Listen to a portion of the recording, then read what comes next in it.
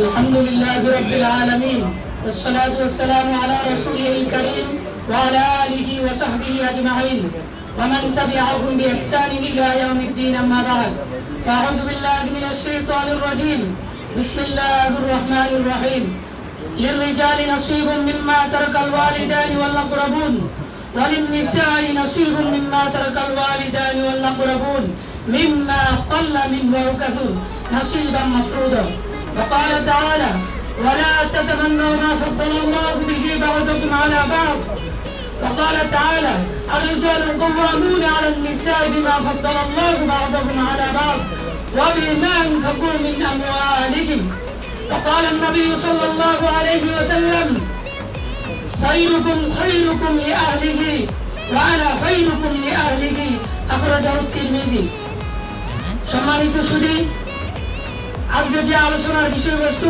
সেটা হলো নারী পুরুষের সমান অধিকার নাকি ন্যায্য অধিকার।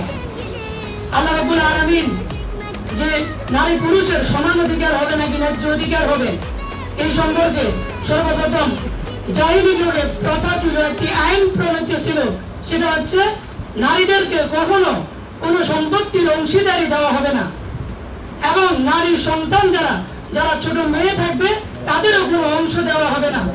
তখন আল্লাহ রাব্বুল আলামিন আলোচ্য আয়াতটি নাযিল করেন লিররিজালি নাসিবুম মিম্মা তারাকাল ওয়ালিদানি ওয়াল আকরাবুন, যে পুরুষের জন্য রয়েছে নাসিবুন একটি অংশ মিম্মা তারাকাল ওয়ালিদানি ওয়াল আকরাবুন, তাদের পিতামাতা এবং তাদের নিকটাত্মীয়দের থেকে তারা অবশ্যই সম্পদ পাবে।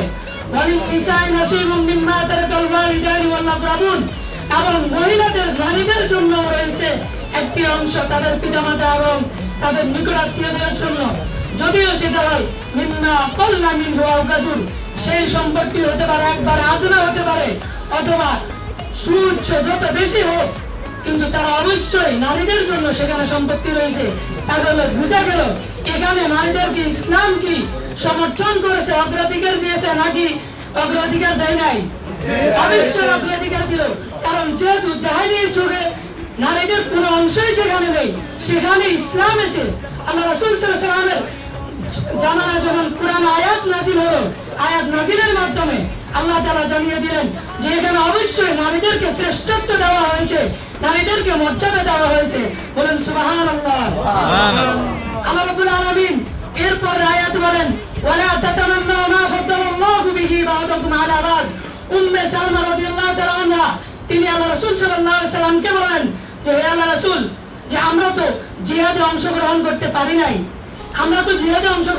পারি নাই, সেখানের কোনো গনিমতের মালও আমরা পাই না, সেখান থেকে কোনো মর্যাদাও পাই না। তখন তাহলে আমাদেরকে তো আমাদের যারা মৃত্যুবরণ করে এরপরে সেখান থেকেও আমরা কখনো ওয়ারিস হতে পারি, অর্ধেক ওয়ারিস হই মাত্র।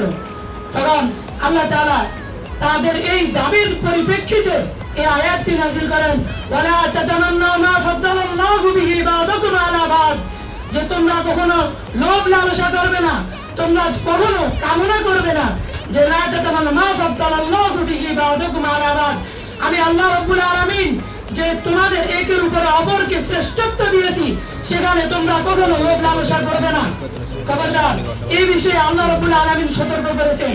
এজন্য কাউকে শ্রেষ্ঠত্ব দেওয়া সেটা মহান রব্বে কারীমের একটা ফরিদাতুম মিনাল্লাহ, এটা আল্লাহ তাআলার ফরজ বিধান। এরপরে আল্লাহ রাব্বুল আলামিন বলেন লিররিজালি নাসিবুম মিম্মা ইকতাসাবু ওয়া লিন-নিসাই নাসিবুম মিম্মা ইকতাসাবনা, যে পুরুষরা যেটা অর্জন করবে সেটা পুরুষদেরই, আর নারীরাও যেটা অর্জন করবে সেটা কাদের? নারীদেরই। সুতরাং বোঝা গেল নারীরা যদি কখনো সম্পদ অর্জন করে সেটা নারীদের থেকে যাবে, কিন্তু আমরা পুরুষরা যদি অর্জন করি পুরুষরা তো থাকবে না, বরং পুরুষদের এখান থেকে আমরা আবার নারীদেরকে তাদের খরচ বহন করতে হয়। কথা বলেন ঠিক কিনা? নারীদের অবশ্যই আমরা তাদের খরচ বহন করি। আল্লাহ রাব্বুল আলামিন বলেন আর-রিজালু কাওয়ামুনা আলান নিসা, নারীদের উপর অবশ্যই পুরুষদের শ্রেষ্ঠত্ব রয়েছে। কেন? ওয়া বিমা আনফাকু মিন আমওয়ালিহিম, তাদের সম্পদ থেকে অর্থাৎ পুরুষদের সম্পদ থেকে নারীদের জন্য ব্যয় করা হয়। কথা বলেন ঠিক কিনা? নারীদের জন্য আমরা অনেক কিছু করে থাকি আমাদের জীবনে, আমাদের সম্পদ থেকে পর্যন্ত তাদের জন্য ব্যয় করে থাকি।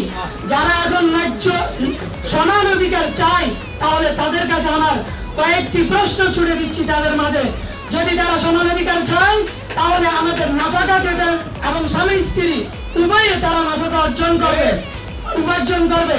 দ্বিতীয় নাম্বার হলো মোহর। যদি আমরা আমাদের মোহরের যে ধার্য টাকা মোহর, আল্লাহ রাব্বুল আলামিন কোরআনে কারিমে তো এই মোহর দেওয়ার জন্য ওয়াআতুন নিসা সাদাকাতিহিন্না নিহলা, তাদেরকে মোহর দেওয়ার জন্য বলেছে।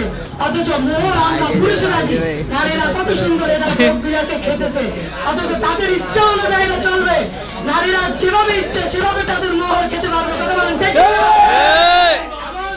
নারীদের প্রত্যেকটা বিষয় নারীদের অধিকার ইসলাম তাদেরকে দিয়েছে। তৃতীয় নম্বরে বলতে চাই, নারীদেরকে জিহাদে অংশগ্রহণ করলে সেখানে নারীদেরকে হত্যা করা যাবে না পেলে না, এবং শিশুদেরকে হত্যা করা যাবে না। সুতরাং সেখানেও নারীদেরকে শ্রেষ্ঠত্ব দেওয়া হয়েছে, ঠিক কিনা?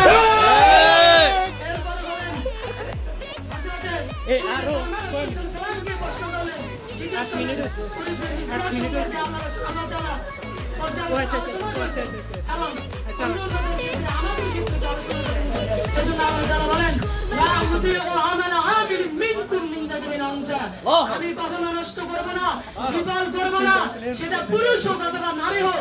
সুতরাং নারীদেরকেও সেখানে আল্লাহ তাআলা বিফল করবেন না। এই কথাগুলো আমল করার তৌফিক দান করুন বলে আমি